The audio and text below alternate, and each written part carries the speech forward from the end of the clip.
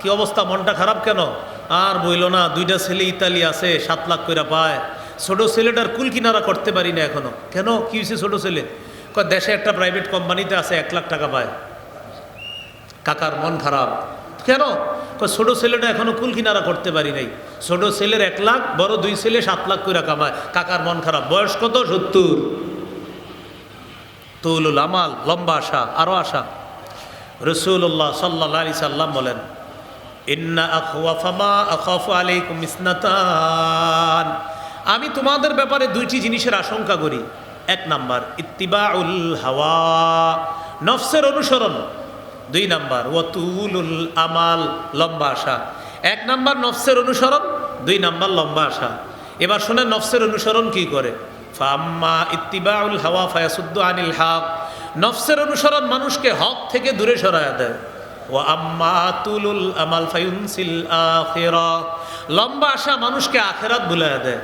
নফসের অনুসরণ মানুষকে হক থেকে দূরে সরায় দেয়, লম্বা আশা মানুষকে আখিরাত ভুলায় দেয়। ওই যে বয়স 70-80 হয়েছে, এখনো ওনার আশা আখিরাতের ফিকির করার বয়স না, উনি এখনো আশা দুনিয়া আরো সাজাইতে হবে, অথচ উনি কিন্তু খাবে না, কিন্তু ওনার দুনিয়ার জন্য আরো আশা। এই লম্বা আশা অন্তর শক্ত বানায় দেয়। আল্লাহ আমাদেরকে হেফাজত করেন। রাসূলুল্লাহ সাল্লাল্লাহু আলাইহি সাল্লাম বলেন, লাউ আন্না লি ইবনি আদমা ওয়াদিয়াম মিন যাহাব, আদম সন্তানের যদি একটা স্বর্ণের পাহাড় হয়, একটা স্বর্ণের উপত্যকা যদি আদম সন্তানকে দেওয়া হয়, মানে স্বর্ণের একটা এলাকা, স্বর্ণের একটা এলাকা দিয়ে দিস। মনে করেন এই এলাকার নাম জগৎপুর, এই পুরা জগৎপুরটাই স্বর্ণ, এটা আপনারে দেওয়া হয়েছে। নবীজি বলেন, আদম সন্তান বলবে লাহাব্বা ইলাইহি সানিয়া, আমার এরকম স্বর্ণের এলাকা আরেকটা লাগবে। ওয়ালাউ ওয়াতিয়া সানিয়া, তারে যদি দ্বিতীয়টা দেওয়া হয়, সে বলবে লাহাব্বা ইলাইহি সালিসা, আমার আরেকটা লাগবে, 3 নম্বরটা। রাসূল সাল্লাল্লাহু আলাইহি সাল্লাম বলেন, লা ইয়ামলাউ জাওফা ইবনি আদামা ইল্লা তুরাব, আদম সন্তানের পেট স্বর্ণ রূপা ভরতে পারে না, মাটি ভরতে পারে, মাটি। তোমরা যখন তারে কবরে রেখে আসবা আর তার পেটের উপরে মাটিগুলা দিবা, তখন তার পেট ভরবে, এর আগে আদম সন্তানের পেট ভরবে না। তাহলে আদম সন্তানের আশা তাকে আখেরাত ভুলিয়ে দেয়। এই হলো আপনার 3 নাম্বার অন্তর শক্ত হওয়ার কারণ, বেশি আশা করা। 4 নাম্বার বলেন আমার সাথে, বেশি খাওয়া। সবাই বলেন বেশি খাওয়া। কাচ্চি ভাই নাকি এত খায়, খাইতে খাইতে এখানে এসে গেছে, গলা আসার পরে ডেকুর দেয়। শেরিস বিবি কয় নামাজে যাবেন না, বুঝেন, একটু বুঝেন। যদি হাসি উঠতেছে, ওই যে খাইছে, এখন আপনার দেখেন নামাজে যাইতে মন শুয়ে রয়েছে, অথচ উনি কালকেও নামাজ পড়ছে, আজকে যাইতেছে না। বিবি বল নামাজ যাবেন না, কথাও বলতে পারতেছে না, এত খাওয়া খাইছে, অন্তর শক্ত হয়ে গেছে। রবের ডাক শুনতেছে, হাইয়া আলা সলা, যাইতেছে না, ওই যে বেশি খাইছে, খায় শুয়ে রয়েছে। এই জন্য নবীর হাদিস শুনে নবী বলেন, মা মালা আদামিয়ুন বিআআন বাতনান মিন শাররিন বিআআন শাররাম মিন বাতনিন, আদম সন্তান মা মালা আদামিয়ুন বিআআন শাররান মিন বাতনিন, এটা একটা পাত্র, এটা একটা পাত্র, এটা একটা পাত্র, এই পাত্র আমরা পূর্ণ করলাম। মনে করেন নবী বলেন, আদম সন্তান তার জিন্দিগিতে সবচেয়ে খারাপ পূর্ণ করে যে জিনিসটা, সেটা হলো তার পেট। আদম সন্তান পেটের চাইতে খারাপ কোনো কিছু পূর্ণ করে না। আদম সন্তান পেট নামক পাত্রের চাইতে খারাপ কোনো পাত্র পূর্ণ করে না, এটা পূর্ণ করা সবচেয়ে খারাপ। আমরা একটা ভুল কথা বলি, কি বলি জানেন? পেট বইরা খা। আরে পেট বইরা খা বলাটাই তো সুন্নাহের খেলাফ। কি বইরা খা, কি বলি না আমরা? পেট বইরা খা। পেট বইরা খা বলাটাই তো ঠিক না, তাহলে কি বলবেন? নবী বলেন, বিহাসবিবনি আদামা উকুলা, আদম সন্তানের কয়েক লোকমা খাদ্যই যথেষ্ট, ইউকিমনা সুলবা, যা তার মেরুদণ্ডরে সোজা রাখবে। রাসূল সাল্লাল্লাহু আলাইহি সাল্লাম বলেন, তুমি যদি এর চাইতে বেশি খাইতে চাও, তাহলে ফাসুলুসুল্লি তো আমি, পেট 3 ভাগ করো, 1 ভাগ খাইবা। ওয়াসুলুসুল্লি শারাবি, আর 1 ভাগ পান করবা, রইল কয় ভাগ? 3 ভাগের 2 ভাগ হয়ে গেল, আর রইল কয় ভাগ? ওয়াসুলুসুল্লি নাফাসি, 1 ভাগ শ্বাস প্রশ্বাসের জন্য রাখবা। 1 ভাগ খাদ্য খাইবা, আর 1 ভাগ পান করবা, আর 1 ভাগ শ্বাস প্রশ্বাসের জন্য রাখবা। এই জন্য বেশি খাইলে দেখবেন নাক দিয়ে শ্বাস আসে না, মুখ দিয়ে তখন এমন করে, কারণ তার আসল জায়গা তো আপনার নষ্ট। এখন খাইয়ে একদম ভরে ফেলছেন না, এখন শ্বাস সঠিক জায়গা দিয়ে আসে না, জায়গা দিয়ে শ্বাস বের হওয়া শুরু হয়েছে। কথাটা গুরুত্ব সহকারে নেন। পেট 3 ভাগ করবেন, 1 ভাগ খাবেন, এক ভাগ পান করবেন, আরেক ভাগ শ্বাস প্রশ্বাসের জন্য রাখবেন। আপনার পেট বেশি বাড়বে না, দেখবেন জিন্দিগিতে পেট একদম সুন্দর থাকবে। নবীজির পেট পিঠ একদম সমান ছিল, সুঠাম। আল্লাহ রসুল সাল্লাল্লাহু আলাইহি সাল্লামের পেট পিঠ একদম সমান ছিল। তাহলে বলেন পেট বইরা না 3/1 বলেন 3/1 কি? আর 3/1 আর 3/1 কেন সেই খালিটা? শ্বাস প্রশ্বাস জন্য। আল্লাহ মনে রাখার তৌফিক দান করে। তাহলে 4 নাম্বার, বেশি খাইলে অন্তর শক্ত হবে। 5, বেশি ঘুমাইলে অন্তর শক্ত হবে। পর্যাপ্ত ঘুমানো দরকার, পরিমিত ঘুমানো দরকার, কিন্তু বেশি ঘুমানো যাবে না। সূরা নাবার 9 নম্বর আয়াতে আছে, ওয়াজআলনা নাওমাকুম সুবাতা, আমি তোমাদের ঘুম বানাইছি তোমাদের জন্য আরামের জন্য। সুবাতানের তাফসির হলো রাহাতান লিল আবদান, শরীরের বিশ্রামের জন্য ঘুম বানাইছি। এখন মাশাআল্লাহ আমাদের দেশের 90% মুসলমান সবাই মাশাআল্লাহ রাতের বেলা তাহাজ্জুদ পড়ার কারণে বেশি ঘুমাইতে পারে না। 3টা পর্যন্ত প্রায় মানুষ জায়গা থাকে। আমি মাহফিল থেকে বাসায় গেলে প্রথম গিয়ে জানালা দিয়ে চারোদিকে তাকাই এভাবে, তো আমি দেখি প্রায় বাসার লাইট টাইট জ্বলতেছে, হয়তো তাহাজ্জুদের জন্য উঠে রইছে। হ্যাঁ, তাহাজ্জুদ পড়ে না নাকি? এই তো কি করে, হ্যাঁ মোবাইল টিপে। তাড়াতাড়ি রাতের বেলা ঘুমায়া যাবেন, তাহাজ্জুদে পারলে উঠবেন, না পারলে ঘুমান। ফজর জামাতে গিয়ে পড়বেন, ফজরের পর দেখবেন যে ভালো লাগা কাজ করবে, এই ভালো লাগা কোটি টাকা দিয়েও কিনে পাবেন না, এত ভালো লাগে ফজর যদি জামাতে পড়তে পারেন। তবে রাতের ঘুমটা সুন্দর হতে হবে, রাতের ঘুমটা আরামদায়ক হবে, আর ফজরটা জামাতে পড়বেন, দেখবেন আপনার কি ভালো লাগে। আপনারা কেউ চ্যালেঞ্জ দিতে পারেন, কালকে থেকে ফজর পড়েন, যদি ভালো না লাগে টাকা ফেরত। পারলে চ্যালেঞ্জ দেন যে হুজুর পইরা দেখাই দিব, তো আপনি দেখাই দেন নাম করে, ফজর পইরা কি করে দেন। কিন্তু অনেকে ডরে নিবে না চ্যালেঞ্জ, না পড়বো না, যদি ভালো লাগে। বলেন চ্যালেঞ্জ দেওয়া যায়? একদিনও ফজর মিস করবেন না, এই চ্যালেঞ্জ দেওয়া যায়? তো পারলে দেখায় দেন, বলেন ইনশাল্লাহ। আল্লাহ তৌফিক দান করেন। তাহলে 5 কারণে অন্তর শক্ত হয়ে যায়, এলো 5 নাম্বার। বেশি ঘুমাইলে অন্তর গাফেল হয়, অলসতা এসে যায়। বেশি ঘুমাইবেন যখন, তখন দেখবেন ওই ক্লান্তি দূর করার জন্য আবার ঘুমাইতে হয়। মানে বেশি ঘুমাইতে ঘুমাইতে ক্লান্ত হয়ে গেছেন, এবার ডাক দিছে, এই ওঠ, মায়ে ডাক দিছে, বাপে ডাক দিছে, আর একটু ঘুমাইলো। এই ঘুম কেন জানেন? আমি যে এতক্ষণ ঘুমায় ক্লান্ত হয়েছি, এটা দূর করার ঘুম। এই জন্য বেশি ঘুমানো যাবে না, পর্যাপ্ত ঘুমানো, পরিমিত ঘুমানো। 6 ঘন্টা ঘুম আদর্শ ঘুম। এর চেয়ে বেশি ঘুম যদি দরকার হয় ডাক্তারের সাথে পরামর্শ করেন যে স্যার আমি তো 6 ঘন্টা ঘুমাই, এর চেয়ে বেশি ঘুম কি আমার লাগবে কিনা। ডাক্তার আপনারা যে সাজেশন দেয় ওই অনুযায়ী আপনি ঘুমান। আল্লাহ আমাদেরকে কথাগুলো মনে রাখার তৌফিক দান করেন। তাহলে এই হলো 2টা আলোচনা আমরা জানলাম। অন্তর প্রশান্ত হয় জিকিরের মাধ্যমে, অন্তর শক্ত হয় কয় কারণে? 5। 3 নাম্বার একটু সংক্ষেপে জেনে নেই। অন্তর গাফেল হয় 2 কারণে, সন্তান, সম্পদ। সূরা মুনাফিকুনের 9 নম্বর আয়াতে আছে, ইয়া আইয়ুহাল্লাযীনা আমানু লা তুলহিকুম আমওয়ালুকুম ওয়ালা আওলাদুকুম আন যিকরিল্লাহ, হে ঈমানদারগণ, তোমাদের সম্পদ, তোমাদের সন্তান তোমাদেরকে যেন আল্লাহর জিকির থেকে গাফেল না করে। তাহলে সন্তান আর সম্পদ এগুলো আমাদেরকে আল্লাহর জিকির থেকে গাফেল করে দেয়। এগুলো 3 নাম্বার। আজকের সর্বশেষ আলোচনা, অন্তর কালো হয় কেন? গুনাহের কারণে। বলেন অন্তর কালো হয় কেন? অন্তর প্রশান্ত হয় কিভাবে? জিকিরে। অন্তর শক্ত হয় কয় কারণে? 3 নাম্বার। অন্তর গাফেল হয় কয় কারণে? সন্তান, সম্পদ। সর্বশেষ অন্তর কালো হয় এক কারণে, কি করা? গুনাহ। হাদিসে আসছে বান্দা একটা গুনাহ করলে অন্তরের উপর একটা কালো দাগ পড়ে, 2টা গুনাহ করলে 2টা কালো দাগ, এইভাবে দাগ বাড়তে থাকে, কালো দাগের নিচে কলপটা চাপা পড়ে যায়। আমরা প্রশান্ত অন্তর নিয়ে আল্লাহর কাছে যাব, আল্লাহ তৌফিক দান করেন। রমজানের আগে কলপটা সাফ করে আমরা রমজানটা স্বাগত জানাবো, বলেন ইনশাআল্লাহ। আমার 2টি সংকলন আছে, 2-1 মিনিটের মধ্যে যদি পারেন। গাড়িতে আছে কিতাব, একটা হলো পাপ। এই রমজানের আগে পাপ মুক্ত হইয়া রমজানটা স্বাগত জানান, 2 খণ্ডে 600 পৃষ্ঠার কিতাব। পারলে সবাই সংগ্রহ করে নেন, একটু পড়েন, প্রতিদিন একটু একটু পড়েন, ওই আলোকে পাপ থেকে বাঁচার চেষ্টা করেন। আর মিম্বরে আমানত 10 খণ্ড, পরিবার কিভাবে সাজাইবেন এই ব্যাপারে আলোচনা। সর্বোচ্চ 1-2 মিনিটের মধ্যে কেউ যদি পারেন গাড়ি থেকে সংগ্রহ করেন, কারণ মাগরিবের আজান দিয়ে দিবে ইনশাল্লাহ। আমরা আগে যদি কেউ পারেন সংগ্রহ করেন, এখান থেকে না পারলে অনলাইন থেকে কিনে নেবেন, গুগলে সার্চ করলে হবে পাপ, আর একটা কিতাবের নাম মিম্বরে আমানত, ইনশাল্লাহ বাংলা বাজার থেকে আপনার ঘরে এনে পৌঁছে দিবে। আজকে এ পর্যন্তই, জান্নাতে দেখার প্রত্যাশায় আজকে এ পর্যন্তই। আল্লাহ আপনাদের সাথে যেন জান্নাতে দেখা করায়া দেয়। আমিন। ওয়া আখিরু দাওয়ানা আনিল হামদুলিল্লাহি রাব্বিল আলামিন। আসসালামু আলাইকুম। আল্লাহর জিকিরের দ্বারাই অন্তরসমূহ প্রশান্ত হয়। এখানে দুটি বিষয়, একটা হলো ঈমান, আরেকটা হলো জিকিরের মাধ্যমে অন্তর প্রশান্ত হওয়া। আমরা যারা মুমিন আছি মনে রাখতে হবে আমাদের দেহের অনেক গুরুত্বপূর্ণ একটা অংশের নাম হলো কলব। রাসূলুল্লাহ সাল্লাল্লাহু আলাইহি ওয়াসাল্লাম বলেন, আলা ইন্না ফিল জাসাদি লামুদগাহ, শোনো দেহের মধ্যে একটা গোস্তের টুকরা আছে, ইদা সলাহাত সলাহাল জাসাদু কুল্লু, এটা যখন ঠিক হয়ে যায় পুরা শরীর ঠিক হয়ে যায়। ওয়াইদা ফাসাদাত ফাসাদাল জাসাদু কুল্লু, দেহের ওই কলব নামক অংশ যদি নষ্ট হয়ে যায় পুরা শরীর নষ্ট হয়ে যায়। দেহের একটা অংশ আছে এটার নাম কলব। কলব যদি ঠিক হয়ে যায় পুরা শরীর ঠিক, কলব যদি নষ্ট হয়ে যায় তাহলে পুরা শরীর নষ্ট হয়ে যাবে। নবীজি বলেন, আলা ওয়াহি আল কল, শোনো ওই গোস্তের টুকরাটা হলো কলব।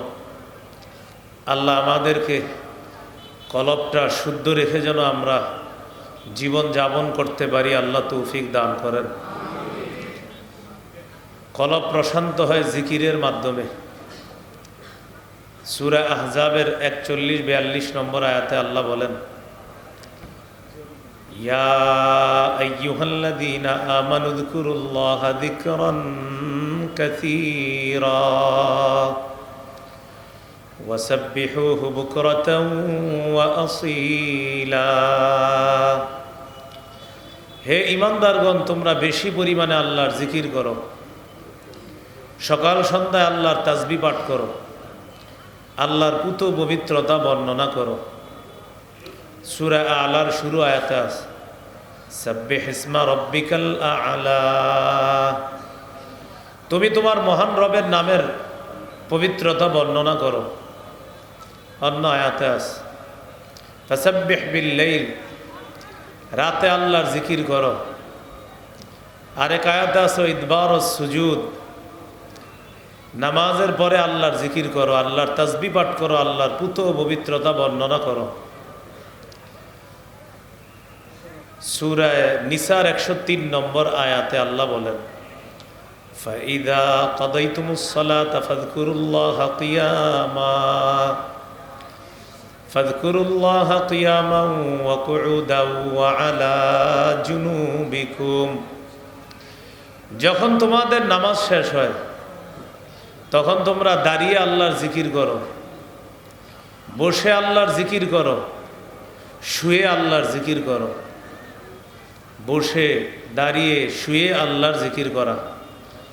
রাসূলুল্লাহ সাল্লাল্লাহু আলাইহি সাল্লাম তার মেয়ে ফাতেমা রাদিয়াল্লাহু তাআলা আনহাকে বলেন, ইদা আখাযতি মাদজাকি ফাসাব্বিহিল্লাহা সালাসা ওয়া সালাসিন ওয়াহমাদিল্লাহা সালাসা ওয়া সালাসিন ওয়া কাব্বিরিল্লাহা আরবাআ ওয়া সালাসিন। ফাতেমা, তুমি যখন বিছানায় যাও, রাতের বেলা যখন তুমি ঘুমাইবা, তখন তুমি 33 বার সুবহানাল্লাহ পড়বা, 33 বার আলহামদুলিল্লাহ, 34 বার আল্লাহু আকবার পড়বা। রাসূল সাল্লাল্লাহু আলাইহি সাল্লাম তার কন্যাকে শিখাইয়া দিলেন। আমরাও শোয়ার সময় এই আমলটা করা। ফরজ নামাজের পর 33 বার সুবহানাল্লাহ, 33 বার আলহামদুলিল্লাহ, 33 বার আল্লাহু আকবার, এই হলো 99 বার। 100তম বারে পড়বেন, লা ইলাহা ইল্লাল্লাহু ওয়াহদাহু লা শারীকা লাহ, লাহুল মুলকু ওয়া লাহুল হামদু ওয়া হুয়া আলা কুল্লি শাইইন কাদির। এটা 100তম বারে পড়া। তাহলে ফরজ নামাজের পর 33 বার সুবহানাল্লাহ, 33 বার আলহামদুলিল্লাহ, 33 বার আল্লাহু আকবার, এই হলো 99 100তম বারে পড়া লা ইলাহা ইল্লাল্লাহু ওয়াহদাহু লা শারীকা লাহ, লাহুল মুলকু ওয়া লাহুল হামদু ওয়া হুয়া আলা কুল্লি শাইইন কাদির। এটা বিছানায় গেলে 33 বার সুবহানাল্লাহ, 33 বার আলহামদুলিল্লাহ, 34 বার আল্লাহু আকবার। পার্থক্যটা মনে রাখবেন।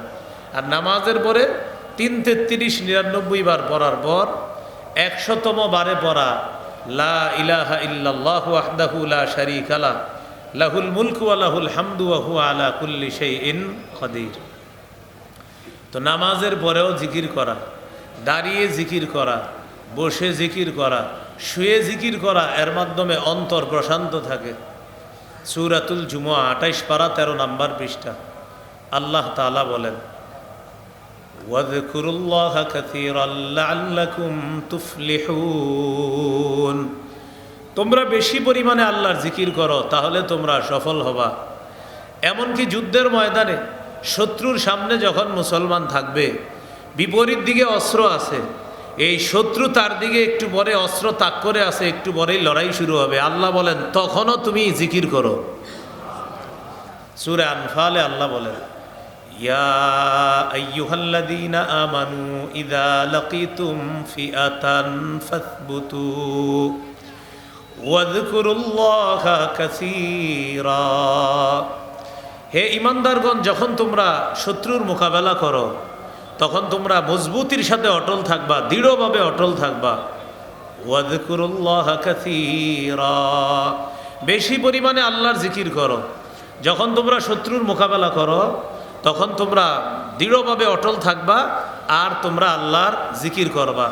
তাহলে ভেবে দেখেন, দাঁড়িয়ে আল্লাহর জিকির, বসে আল্লাহর জিকির, শুয়ে আল্লাহর জিকির, এমনকি শত্রুর সামনে আছেন তখনও আল্লাহর জিকির করা, আল্লাহকে স্মরণ করা। এটার মাধ্যমে অন্তর প্রশান্ত থাকবে, অন্তরের ইতমিনান থাকবে, অন্তর প্রশান্ত। এই প্রশান্ত অন্তর নিয়ে আল্লাহর কাছে যাওয়ার চেষ্টা করা। রাসূলুল্লাহ সাল্লাল্লাহু আলাইহি সাল্লামকে জিজ্ঞাসা করা হলো, আইয়ুল ইবাদি আফযালু দারাজাতান ইনদাল্লাহি ইয়াউমাল কিয়ামাহ। ইয়া রাসূলুল্লাহ, কিয়ামতের ময়দানে আল্লাহর কাছে সবচেয়ে শ্রেষ্ঠ মর্যাদাবান বান্দাবান্দিকে আপনার কাছে জানতে চাই। নবীজি বলেন, আয-যাকিরুনাল্লাহা কাসীরাও ওয়ায-যাকিরাত। যেই সমস্ত নারী পুরুষ বেশি পরিমাণে আল্লাহর জিকির করে দুনিয়াতে, এই নারী পুরুষ কিয়ামতের ময়দানে আল্লাহর কাছে সবচেয়ে শ্রেষ্ঠ বান্দাবান্দি হয়ে যাবে। ক্বালা রাসূলুল্লাহ সাল্লাল্লাহু আলাইহি ওয়াসাল্লাম, আলা ইন্না লিকুল্লি শাইইন সিকালা ওয়া ইন্না সিকালাতাল কুলুবি যিকরুল্লাহ। রাসূলুল্লাহ সাল্লাল্লাহু আলাইহি ওয়াসাল্লাম বলেন, শোনো, তোমরা সব জিনিসের জং দূর করার জন্য একটা রেত আছে। কলবের জং দূর করার রেত হলো আল্লাহর জিকির করা। যে যত পরিমাণ জিকির করবে তার কলবের জং তত পরিমাণ দূর হয়ে যায়। যত জিকির, কলবের জং দূর হবে, কলব পরিষ্কার স্বচ্ছপুত পবিত্র হবে কলব। এই কলবটাই দরকার, এটাই হবে কলবে সেলিম। এই ব্যাপারে আল্লাহ বলেন, ইয়াউমা লা ইয়ানফাউ মালুন ওয়ালা বানুন। সেদিন সম্পদ সন্তান কোনো কাজে আসবে না, ইল্লা মান আতাল্লাহা বিকলবিন সালিম। যে ব্যক্তি কিয়ামতের ময়দানে সুস্থ অন্তর নিয়ে উপস্থিত হবে, এই ব্যক্তি লাভবান। সেদিন আল্লাহ তাকে আল্লাহর জান্নাতের মেহমান বানায় দিবেন। তাহলে জিকির করা, কলবের জং দূর করা জিকিরের মাধ্যমে। আল্লাহ আমাদেরকে তৌফিক দান করেন, বেশি পরিমাণে জিকির করার তৌফিক দান করেন। এক সাহাবী রাসূল সাল্লাল্লাহু আলাইহি সাল্লাম করে যাও, মৃত্যুবরণ করো, এই আমলটাই তোমাকে আল্লাহ জান্নাতের মেহমান বানায়া দিবে। জিকিরের মাধ্যমে জিহ্বা তরুতাজা রাখা। তাহলে জিকিরের মাধ্যমে কলব প্রশান্ত হয়, অন্তর প্রশান্ত হয়। জিকিরের মাধ্যমে জিহ্বা তরুতাজা রাখা আর কলবকে প্রশান্ত রাখা আল্লাহ তৌফিক দান করেন। সহিহ বুখারী 6407 নম্বর হাদিস। قال رسول الله صلى الله عليه وسلم مثل الذي يذكر ربه والذي لا يذكر ربه مثل الحي والميت। নবীজি বলেন, যে ব্যক্তি আল্লাহর জিকির করে আর যে আল্লাহর জিকির করে না, তারা দুইজন হলো জীবিত এবং মৃত ব্যক্তির মতো। যে ব্যক্তি আল্লাহর জিকির করে সে হলো জীবন্ত, জীবিত। যে ব্যক্তি আল্লাহর জিকির করে না সে হলো জীবন্ত, মৃত। দরকার নেই, লাগবে না, লাগবে না। যে ব্যক্তি আল্লাহর জিকির করে, বলেন আমার সাথে, যে আল্লাহর জিকির করে সে জীবন্ত, জীবিত। আর যে আল্লাহর জিকির করে না সে জীবন্ত মৃত। জীবিত আছে কিন্তু মৃত, লাশ।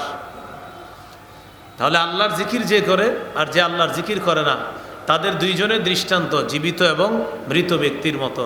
যে জিকির করে সে জীবন্ত জীবিত, আর যে জিকির করে না সে জীবন্ত ঠিক মৃত। আল্লাহ আমাদেরকে জিকিরের মাধ্যমে আমরা যেন সদা সর্বদা জবানকে তরুতাজা রাখতে পারি আর কলবকে প্রশান্ত রাখতে পারি, আল্লাহ তৌফিক দান করেন।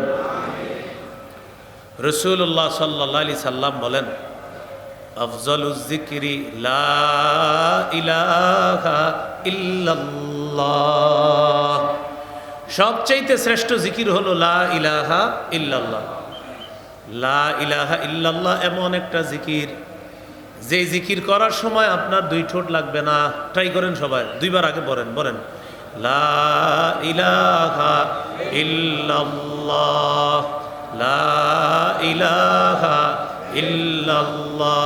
এবার দুই আঙ্গুল দিয়ে দেখেন তো, লা ইলাহা ইল্লাল্লাহ। ঠোঁট লাগেনি? লাগে না, ঠোঁট লাগেনি। অটোর মধ্যে বসে রয়েছেন, গাড়িতে বসে রয়েছেন, প্লেনে বসা, ট্রেনে বসা, লঞ্চ স্টিমার ট্রলারে বসা, আর আপনি চাইতেছেন আমি এমন এক জিকির করবো যে জিকির অন্যরা বুঝবে না, শুধু আমার রব বুঝবে। তাহলে আপনি এই লা ইলাহা ইল্লাল্লাহর জিকির করতে পারেন, কারণ এটা করলে কেউ বুঝবেও না আপনি জিকির করেন, কারণ আপনার ঠোঁট তো লাগবে না। এইভাবে হা করে থাকবেন,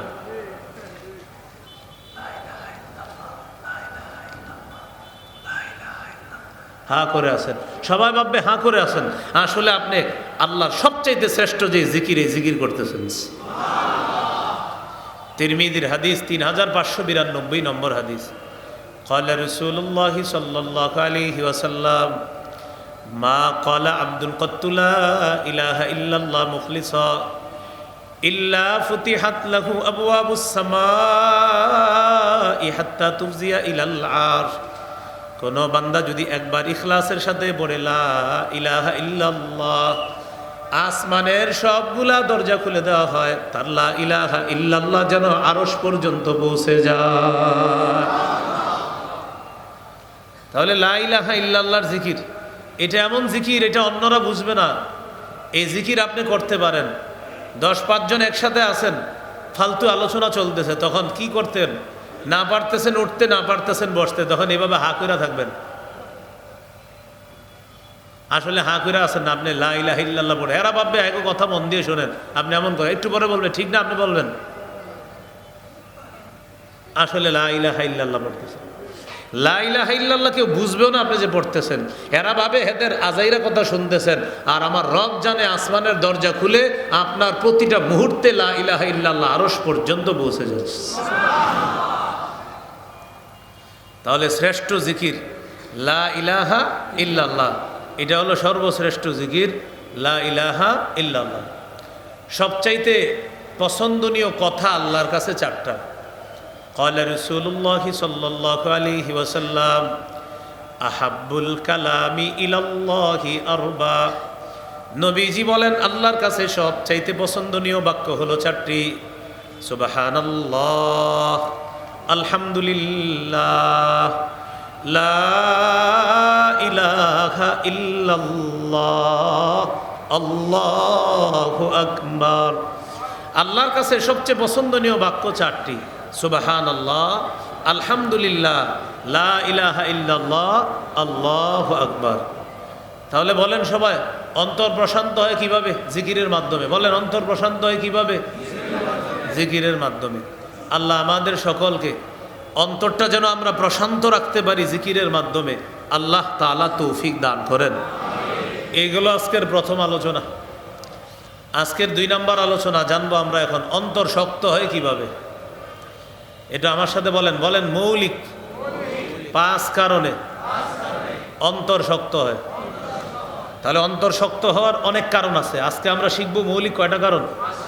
এই 5টি কারণে অন্তর শক্ত হয়। এবার একটু মন দিয়ে শোনেন। 1 নাম্বার, অন্তর শক্ত হয় কেন? অপ্রয়োজনীয় মেলামেশা এবং অপ্রয়োজনীয় কথাবার্তা বলার কারণে অন্তর শক্ত হয়।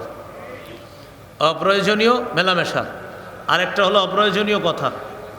যেমন আমাদের দেশে একটা সময় আসতেছে বা এসে গেছে, আরও আসবে, কিছু মানুষ দেখবেন রাত 2টা 3টা 4টা পর্যন্ত হুদাই বিভিন্ন চা দোকানের সামনে আড্ডা মারবে আর বলবে দেশটা আসলে এইভাবে চললে ঠিক আছে, ওইভাবে চললে ঠিক আছে। মানে এমন গর্ব কথা বলে যে কথায় মনে হচ্ছে পুরা পৃথিবীটা শাসন করার যোগ্যতা সে রাখে, কিন্তু বৈশা রয়েছে এই এলাকার চা দোকানের সামনে।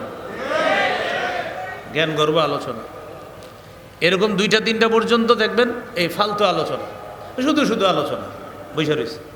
আসলে বৈশা রয়েছে কেন জানেন? অপেক্ষা আছে। একজনে আইসা এরা 1000 টাকা দিবে, বলবে সমস্যা নেই আমি আছি আপনার সাথে। আরেকজনে 2000 দিবে, এরেও বলবে আপনার সাথে আছে। আরেকজন 3000 দিবে, এরেও বলবে আপনার সাথে আছে। আসলে ও সবচেয়ে বড় প্রতারক, ধোঁকাবাজ। ও সবার সাথে থাকে কেমনে? একজন মানুষ সবার সাথে কেমনে থাকে? মনে করেন 1 2 3 তিনজন ওনারা প্রার্থী, তা আমি যে কোনো একজনের সাথে থাকবো। ওনারেও বললাম আপনার সাথে, ওনারেও বললাম আপনার সাথে, ওনারেও বললাম, মানে 3 জনের কাছ থেকে টাকা খাইছি। আল্লাহ আমাদেরকে প্রয়োজনীয় কাজ থেকে হেফাজত করেন।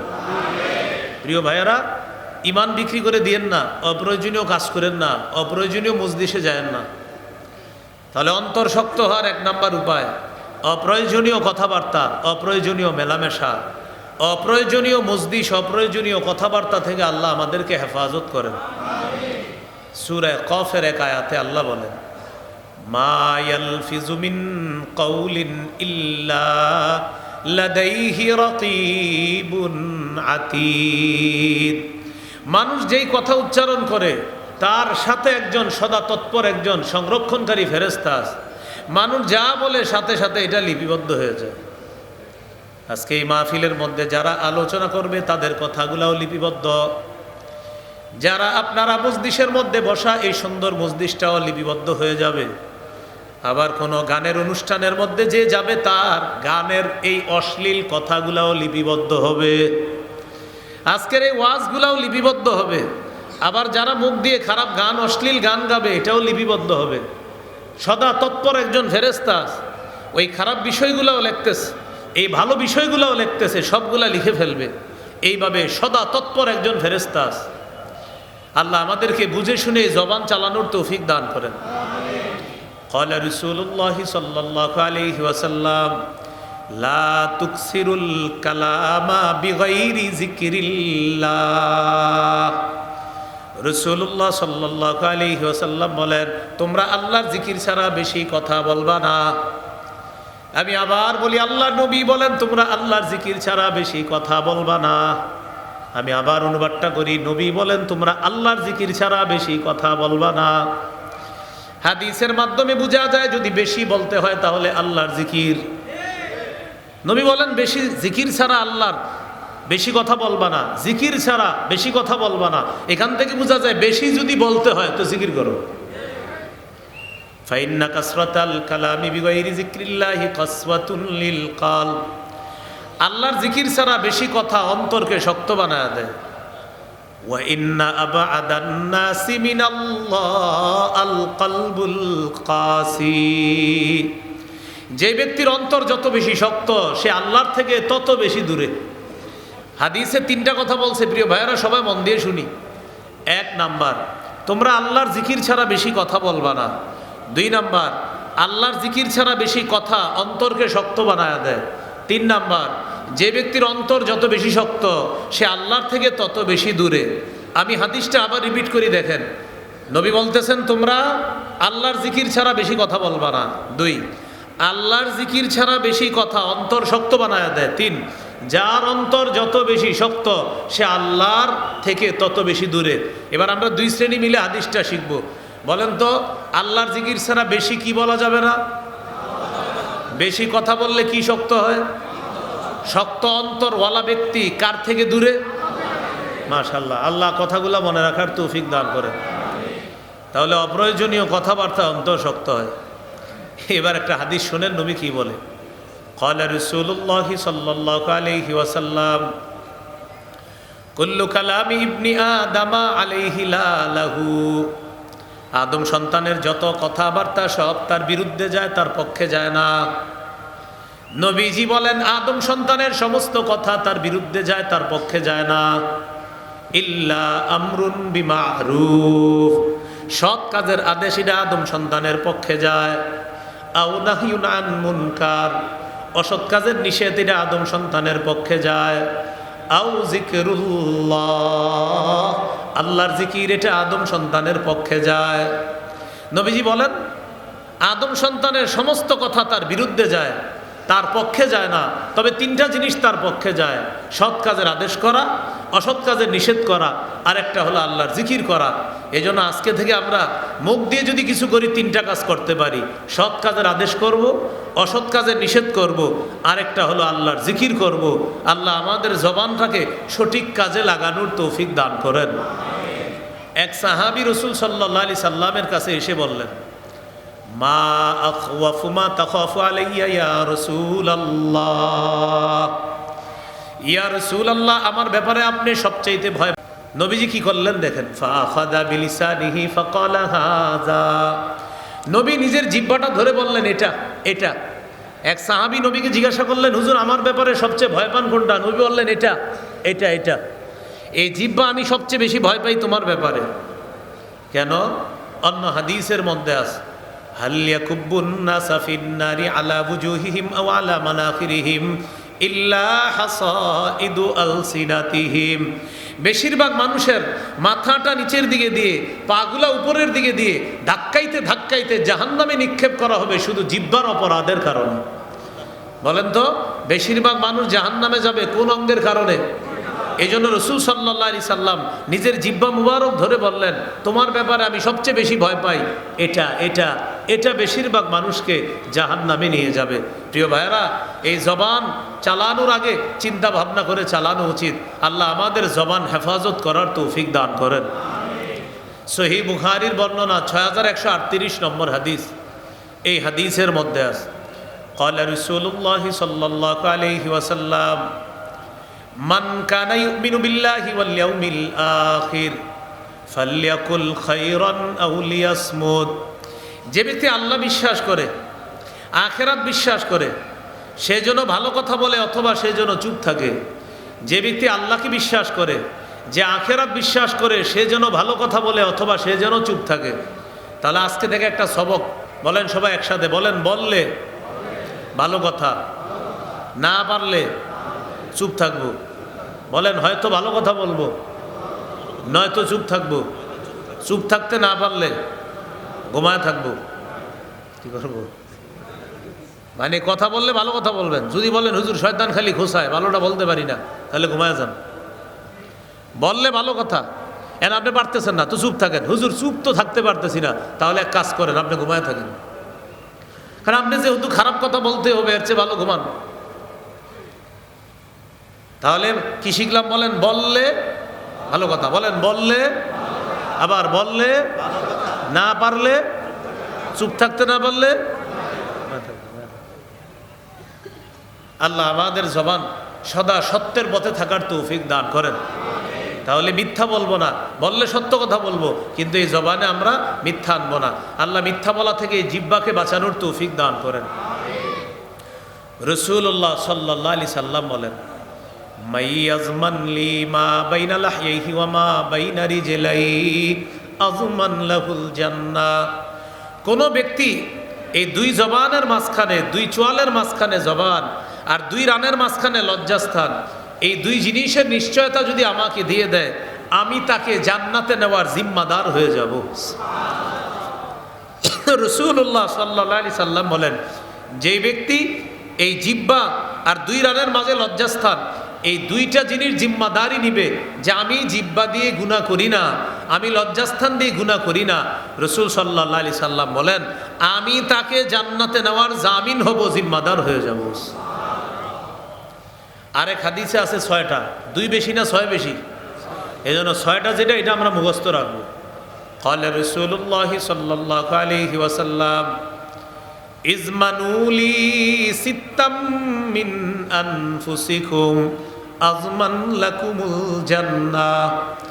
রাসূলুল্লাহ সাল্লাল্লাহু আলাইহি ওয়াসাল্লাম বলেন, তোমরা তোমাদের নিজেদের পক্ষ থেকে আমাকে 6টা বিষয়ের নিশ্চয়তা দিয়ে দাও, আমি তোমাদেরকে জান্নাতে নেওয়ার জিম্মাদার হয়ে যাব। 6 বিষয়ের জিম্মাদার তোমরা হয়ে যাও, আমি নবী তোমাদেরকে জান্নাতে নেওয়ার জিম্মাদার হয়ে যাব। বলেন কয় বিষয়ের জিম্মাদার হতে হবে আমরা? এবার দেখেন কি কি বলে। 1 নাম্বার, উসদুকু ইদা হাদ্দাসতুম, কথা বললে সত্য কথা বলবা। 1 নাম্বার, কথা বললে সত্য কথা বলবা। এই জবান দিয়ে মিথ্যা বলা যাবে না। আল্লাহর ব্যাপারে মিথ্যা বলা যাবে না, রাসূলুল্লাহ সাল্লাল্লাহু আলাইহি সাল্লামের ব্যাপারে মিথ্যা বলা যাবে না। আল্লাহর ব্যাপারে মিথ্যা বলা এটা সবচেয়ে বড় জুলুম। আল্লাহ তাআলা পবিত্র কোরআনে বলেন, ফামান আযলামু মিম্মান কাযাবা আলাল্লাহ, ওই ব্যক্তির চেয়ে বড় জালেম আর কে হতে পারে যে ব্যক্তি আল্লাহর নামে মিথ্যা কথা বলে। তাহলে আল্লাহর নামে মিথ্যা বলা এটা সবচেয়ে বড় জুলুম।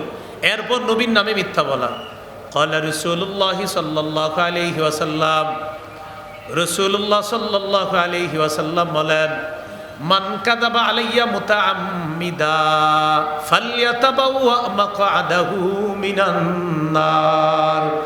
নবীজি বলেন, যে ব্যক্তি ইচ্ছা করে আমার নামে মিথ্যা কথা বলবে সে যেন তার এই নিতম্বটা জাহান্নামের অংশ বানায়। যে ব্যক্তি আমার নামে ইচ্ছা করে মিথ্যা কথা বলবে সে যেন তার আসনটা জাহান্নামে বানায় দেয়। অন্য হাদিসে নবী বলেন, মান ক্বালা আলাইয়া মা লাম আকুল, মান ক্বালা আলাইয়া মা লাম আকুল, কোনো ব্যক্তি যদি আমার নামে এমন মিথ্যা বলে যেটা আমি নবী বলি নাই। আবার বুঝেন, নবীজি বলেন, কোনো ব্যক্তি যদি এমন কথা বলে যেটা আমি নবী বলি নাই সে যেন তার ঠিকানা জাহান্নামে বানায় নেয়, মানে তার ঠিকানা জাহান্নাম। তাহলে বলেন কয় জিনিসের জিম্মাদার হতে হবে আমরা? 1 নাম্বার, উসদুকু ইজা হাদ্দাসতুম, কথা বললে সত্য কথা বলবা, এই হলো 1 নাম্বার। 2 নাম্বার, ওয়াউফু ইদা ওয়াআদতুম, ওয়াদা করলে ওয়াদা রক্ষা করবা, ওয়াদা করলে ওয়াদা রক্ষা করবা। 3 নাম্বার, ওয়াআদ্দু ইদা আতুমিনতুম, আমানত রাখলে আমানত পুরা করবা। তোমাদের কাছে যদি কেউ আমানত রাখে এই আমানত যথাযথভাবে আদায় করবা। আমানতের মাসালা অনেক, যেমন আমরা যার সমর্থন করব এই আমার সমর্থনটা তার জন্য আমানত। আমি যদি কারো সমর্থন করি আমার সমর্থনটাও আমানত। আর যে ব্যক্তির সমর্থন করলাম সে আমার সমর্থন পাওয়ার পর সে যখন কোনো পদে অধিষ্ঠিত হবে ওই পদ তার জন্য আমানত। আমি সঠিক বিষয়ে সমর্থন করলাম কিনা এটা আমানত। আর যারে আমি পদে বসাইলাম সে আমানত রক্ষা করবে কিনা এটাও আমানত। এই জন্য মনে রাখবেন, আমি কারো পক্ষে সমর্থন করা মানে তার পক্ষে সাক্ষী দেওয়া। আমি কাউকে সমর্থন করা মানে আমি তার পক্ষে সুপারিশ করা। আমি কাউকে সমর্থন করা মানে আমি তাকে গরিব খেটে খাওয়া মানুষের প্রতিনিধিত্ব নির্ধারণ করা। আমি কারো পক্ষে সমর্থন করা মানে হলো আমি তার পক্ষে আমার আমানতটা আমি রাখতেছি। এই 4টা বিষয় মাথায় রাখবেন। আমি তাকে সমর্থন করতেছি মানে আমি তার সুপারিশ করতেছি। আমি তার সমর্থন করতেছি আমি তার পক্ষে সাক্ষী হইতেছি। আমি তার সমর্থন করতেছি মানে আমি তাকে জনগণের প্রতিনিধি নির্ধারণ করতেছি। আমি তার পক্ষে সমর্থন মানে আমি আমার আমানত তার পক্ষে রাখতেছি। এই 4 বিষয়ে আল্লাহর কাছে হিসাব দেওয়ার জন্য তৈরি থাকেন। সঠিক জায়গায় না ভুল জায়গায়? কি ঠিক? আসলে ঠিক বলেন, কি ঠিক? আসলে ঠিক। এজন্য আপনার আমানত কিন্তু নষ্ট করে দিয়েন না। কয়টা জিনিস জিম্মাদার নিতে হবে? উসদুকু ইদা হাদ্দাসতুম, কথা বললে সত্য কথা বলবা। 2 নাম্বার, আউফু ইদা ওয়াআদতুম, ওয়াদা করলে তোমরা ওয়াদা রক্ষা করবা। 3 নাম্বার, আদ্দু ইদা আতুমিনতুম, আমানত রাখলে আমানত পুরা করবা। 4 নাম্বার, ওয়াহফাজু ফুরুজাকুম, তোমরা তোমাদের লজ্জাস্থান হেফাজত করবা। 5 নাম্বার, ওয়াগুদ্দু আবসারাকুম, তোমরা তোমাদের নজর নিচে রাখবা। 6 নাম্বার, ওয়াকুফু আইদিয়াকুম, তোমাদের হাতগুলা অন্যদেরকে কষ্ট দেওয়া থেকে হেফাজত করবা। 1 নাম্বার সত্য কথা বলবা। 2 নাম্বার ওয়াদা রক্ষা করবা। 3 নাম্বার আমানত পুরা করবা। 4 নাম্বার লজ্জাস্থান হেফাজত করবা। 5 নাম্বার নজর নিচে রাখবা, হারামের দিকে তাকাইবা না। 6 নাম্বার এই হাতগুলা মানুষকে কষ্ট দেওয়া থেকে বিরত রাখবা।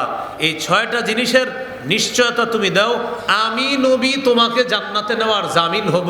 আল্লাহকে বলবো, আল্লাহ আমার এই উম্মতকে জান্নাতে নেওয়ার জামিন আমি নবী, আমি তার পক্ষে সুপারিশ করছি, আপনি তাকে জান্নাত দান করেন। তাহলে 1 নাম্বারটাই জবান, সত্য কথা বলতে হবে। তাহলে জবান উল্টাপাল্টা অপ্রয়োজনীয় কাতে ব্যবহার করা যাবে না, মনে থাকবেন ইনশাআল্লাহ। রসুল সাল্লাল্লাহু আলাইহি সাল্লামের এক সাহাবী নাম উকবা ইবনে আমের রাদিয়াল্লাহু তাআলা, তিনি রসুল্লাহ সাল্লাল্লাহু আলাইহি সাল্লামকে প্রশ্ন করলেন, মান নাজাতু ইয়া রাসূলুল্লাহ, ইয়া রাসূলুল্লাহ মুক্তির উপায় আপনার কাছে জানতে চাই, মুক্তির কি উপায়? ওগো আল্লাহ রসুল, মুক্তির উপায় কি জানতে চাই। ফাকালা রাসূলুল্লাহ সাল্লাল্লাহু আলাইহি ওয়াসাল্লাম, নবীজি বললেন, এক নাম্বার উপায় হলো আমসিক আলাইকা লিসানাক, তুমি তোমার জবান নিয়ন্ত্রণ করবা, এটা মুক্তির এক নাম্বার উপায়। মুক্তির এক নাম্বার উপায় জবান নিয়ন্ত্রণ করবা। দুই নাম্বার ওয়ালিয়াসাকা বাইতুকা, তোমার ঘর যেন তোমার জন্য প্রশস্ত হয়ে যায়।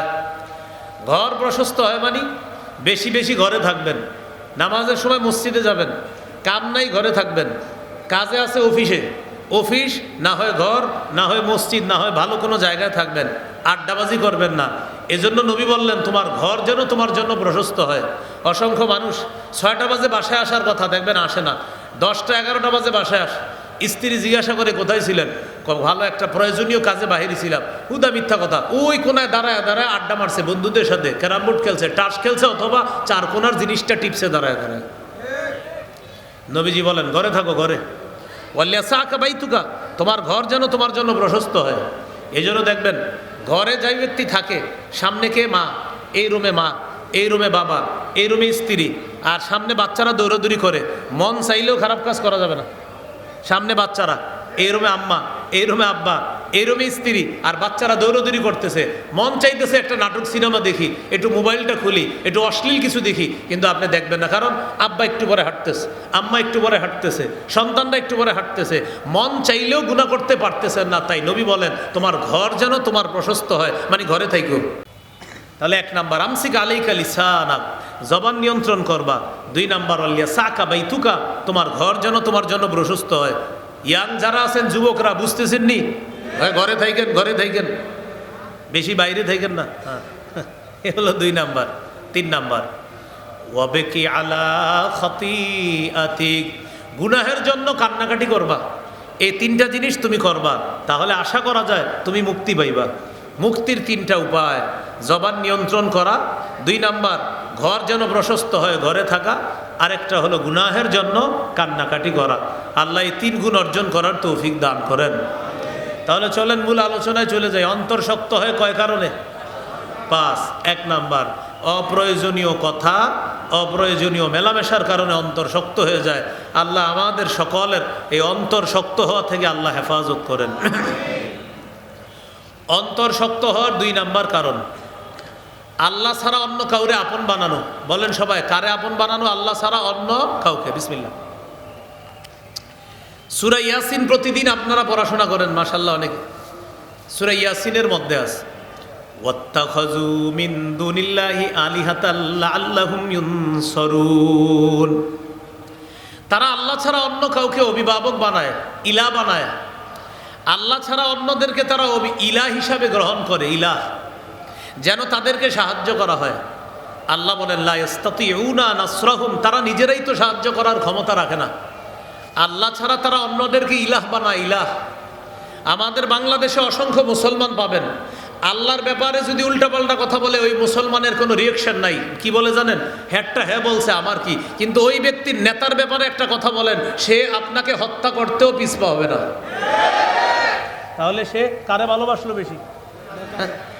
আল্লাহর ব্যাপারে উল্টাপাল্টা বলে দেখবেন এই লোক কিছু বলে না, কিন্তু সে যারে মহব্বত করে এই লোকের ব্যাপারে কিছু বলেন, আপনারে হুমকি দিবে, কিরে বেশি বাইরে গেছো ইদানিং, এরকম বল। এই মানুষগুলা আল্লাহর চেয়ে তাদেরকে বেশি গুরুত্ব দিয়ে দেয়। আল্লাহ হেফাজত করেন।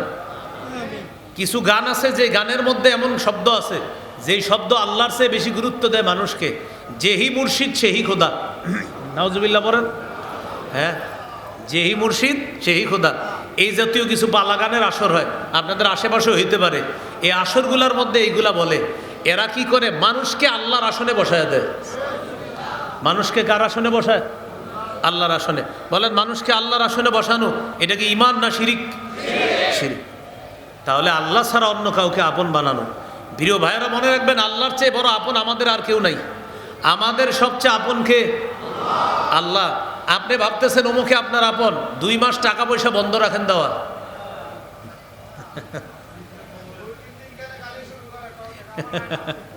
বুঝেন নাই? আল্লাহর চেয়ে আপনারে বেশি কেউ ভালোবাসে না, নিঃস্বার্থ মনে রাখবেন।